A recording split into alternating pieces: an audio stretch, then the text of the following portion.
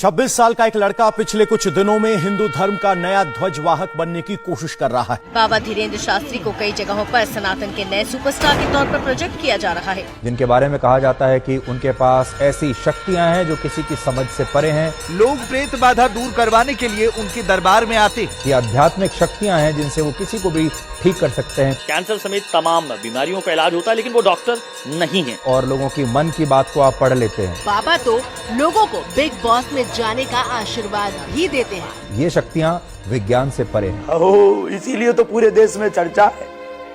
अद्भुत शक्ति है तब तो पूरे देश में चर्चा है। बाबा अंधविश्वास कतई नहीं फैला रहे हैं, ये सीधे सीधे चमत्कार है। आज के बाद अब अंधविश्वासी कहना बंद कर देना, वरना नंगा कर दिया जाएगा। लाखों करोड़ों लोग ने यहाँ शपथ लिया है कि हम धीरेन्द्र शास्त्री महाराज जी का साथ देंगे। यहाँ लाखों लोग चूतिया तो नहीं बैठे हुए। नमस्कार, प्रस्तुत है खेल समाचार। गणतंत्र दिवस के शुभ अवसर पर बाबा 11 वर्सेस इंडिया 11 के रोमांचक क्रिकेट मैच का आयोजन किया गया। इस वक्त आपको बता दूं, देश दो हिस्सों में बटा हुआ है। एक जो बाबा को ढोंगी बताते हैं और दूसरा जो बाबा का बचाव करते हैं। हालांकि यह मैच पहले नागपुर में आयोजित किया जाना था, मगर अपने अंपायर के न होते बाबा 11 ने खेलने से मना कर दिया था। तो 40 सालों से हमने कई हजारों बाबाओं का एक्सपोजर्स किया है। आज तक पूरे दुनिया में किसी में इस ढंग की दिव्य शक्ति है, ये सिद्ध नहीं हुआ। तो कानून भी लागू होता है और हमको कहने का अधिकार भी प्राप्त होता है कि भाई आप ऐसे दावे करते हो तो सिद्ध कर बताए। इस बार मैच बाबा के बाबा द्वारा हड़प्पा की खुदाई में हड़पे जमीन पर बनाए स्टेडियम में आयोजित किया गया। मैच के प्रायोजक थे बनाओ जनता को पोपट पार्टी। सनातन के धर्म गुरुओं को गाली देना एक फैशन सा हो गया है। क्रिसमस के दिन आदिवासी इलाके में जब हिंदू धर्म में धर्म वापसी करवाई बागेश्वर धाम जी ने, उसके बाद ये हमले शुरू हुए हैं। कोई मुस्लिम धर्म के प्रमुख को कुछ नहीं कह सकता। मध्य प्रदेश की कैबिनेट मिनिस्टर उषा ठाकुर ने कह दिया कि बाबा पर सवाल उठाना मतलब देशद्रोह जैसा है। Thank you very much my dear, I proud of you. कप्तान बाबा हरपेश्वर सरकार के अलावा बाबा 11 में उप कप्तान बाबा राम रहीम शामिल रहे और इंडिया 11 टीम की कप्तानी विज्ञान और उप कप्तानी कॉमन सेंस ने संभाली। स्वामी विवेकानंद जब अमेरिका में थे तो एक रोज किसी पत्रकार ने उनसे पूछा, क्या आप कोई चमत्कार दिखा सकते हैं?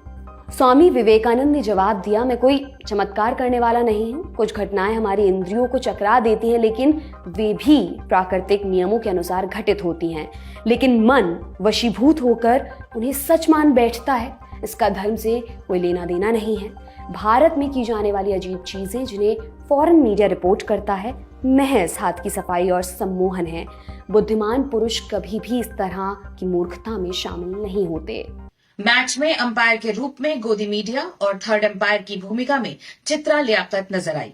लेकिन सिर्फ धीरेन्द्र शास्त्री पर ही क्यों आज की तारीख में सवाल उठ रहे हैं?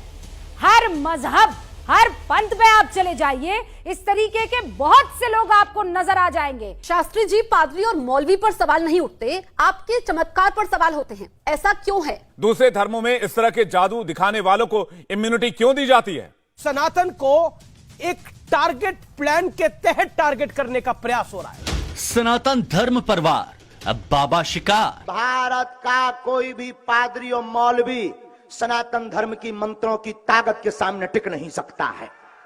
टॉस से पहले बाबा हरपेश्वर ने आसाराम बापू का स्मरण करते हुए दिल रूपी बलून हवा में छोड़े ताकि उन्हें जेल से दिखाई दे और भविष्यवाणी की कि हेड्स आएगा। बाबा की भविष्यवाणी सच होते ही बाबा 11 के फैंस ग्राउंड पे नागिन डांस करते पाए गए। बाबा के हाथ हरकत में आए, कुछ मंत्र बुदबुदाना शुरू किया और इसके साथ ही लोग तड़पने लगे। बाबा 11 ने पहले बल्लेबाजी करने का फैसला लिया, लेकिन मैच शुरू होने में थोड़ी देरी हुई क्योंकि ओपनिंग बैट्समैन और कप्तान बल्ले की जगह तलवार हाथ में लेकर क्रीज पर उतरे। कायरो जग जाओ, अब सब हिंदू अपने हाथ में हथियार उठा लो। कि धर्म के लिए अगर हिंसा करनी पड़े तो वो हिंसा नहीं है, धर्म की स्थापना के लिए हिंसा नहीं है। दूसरी ओर इंडिया 11 के बॉलर श्याम मानव की बॉल खेलने से बाबा हरपेश्वर ने मना कर दिया और मानव को झुंझलाते हुए विज्ञान और कॉमन सेंस की लीडरशिप में इंडिया 11 की हार देखने पवेलियन वापस लौटना पड़ा। आज के बाद, क्योंकि आज हमारा दिमाग स्थिर नहीं है, आज के बाद अब हम कभी भी किसी को भी किसी से हमें प्रमाण पत्र की आवश्यकता नहीं है और आज के बाद हम किसी को प्रमाण पत्र नहीं देंगे, न सफाई देंगे। ये शपथ गद्दी से खा रहे हैं। सूत्रों के अनुसार इंडिया 11 ने बाबा पे फेसबुक के साथ मिलकर फिक्सिंग का आरोप भी लगाया, जिसका थर्ड एम्पायर गोदी मीडिया ने संपूर्ण रूप से खंडन किया और उप कप्तान कॉमन सेंस से कट्टी करने का फैसला लिया। मेरे चाचा का नाम, मेरे भाई का नाम, मेरे भतीजी का नाम और इसके साथ साथ मेरे भाई ने हाल ही दिनों में कौन सा ऐसा काम किया है वो सब कुछ आचार्य धीरेन्द्र शास्त्री ने बता दिया, बिना पूछे बता दिया, बिना बताए बता दिया। आज आप खुद देखे हैं, चमत्कार आप खुद महसूस किए हैं। ये बालाजी बागेश्वर धाम की कृपा है।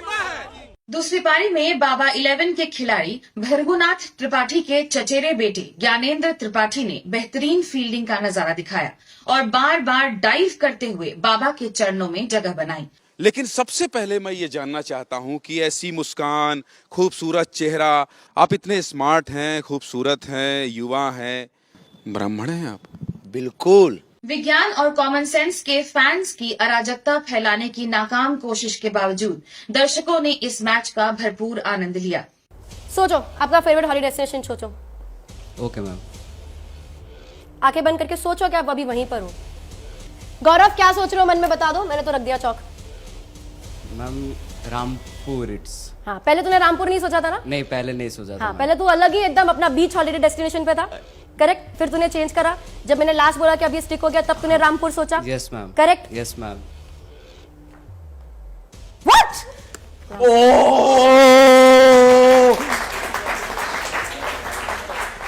तो जो हमारे धीरेन्द्र शास्त्री जी कर रहे हैं वो तो करते ही, उससे ज्यादा और भी बहुत सारी चीजें आप करते हुए दिखेंगे। हम किसी का पास्ट बता देंगे, फ्यूचर बता देंगे, आप जो बोल रहे हो वो बता देंगे, ये सारी चीजें होती है शोज में। लेकिन हम बोलते हैं कि ये एक कला है, ये एक ट्रिक है।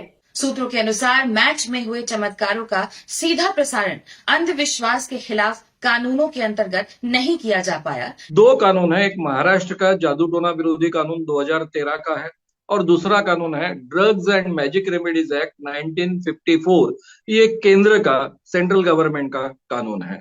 लेकिन बताया जा रहा है कि तड़ीपार खानदान के चिराग जल्द ही पापा से कहकर यह कानून भी हटाने वाले हैं। देखते जाइएगा, हम टोपी वालों को भी सीताराम बुलवा देंगे, आपकी न्यूज पर बोल देते हैं। क्यों चिंता कर रहे हो तुम? अच्छा, आपको लगता है भारत कभी हिंदू राष्ट्र बन जाएगा? हिंदू राष्ट्र है, बस घोषणा की आवश्यकता है, इसीलिए तो हम लगे, हम हिंदू राष्ट्र बनवा करके रहेंगे। हिंदू राष्ट्र बनाने की बात कह रहे हैं, इसलिए बेधर्मियों के दिल पे ना, छाती पे ना मतलब बुलडोजर चल रहा है, इसलिए उनको तकलीफ हो रहा है, इसलिए बाबा का विरोध कर रहे हैं। कलयुग में ये आसुरी शक्तियां हैं और ये मनुष्य के वेश में है। श्याम मानव जिन्होंने प्रश्न उठाया, मानव जैसे दानव, जो मानव रूप में दानव है, उनका नाश जरूरी है। उन भक्तों ने बाबाओं की बात सुनकर हमको धमकी देना शुरू किया, हमारे कार्यकर्ताओं को धमकी देना शुरू किया, उनका लड़के को धमकी देना शुरू किया। वहाँ SMS गए, उस SMS में साफ लिखा गया है कि नरेंद्र दाभोलकर को जिस प्रकार से किया उस प्रकार का आपको करेंगे।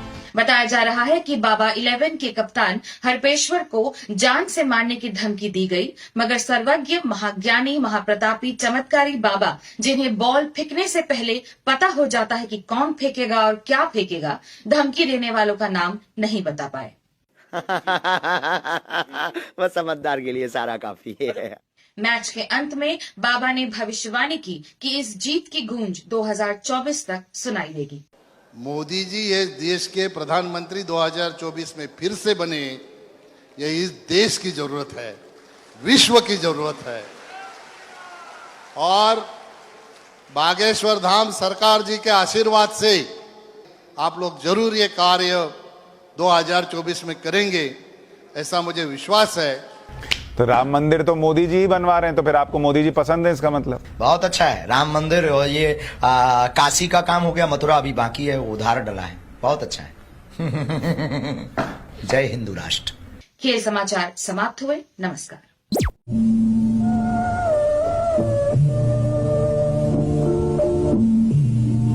इन लोगों के लिए सिर्फ एक ही नारा है, सनातनी गद्दारों को जूता मारो, साले को सनातनी गद्दारों को जूता मारो, साले को सनातनी गद्दारों को जूता मारो, साले को। जय श्री राम। जय श्री राम।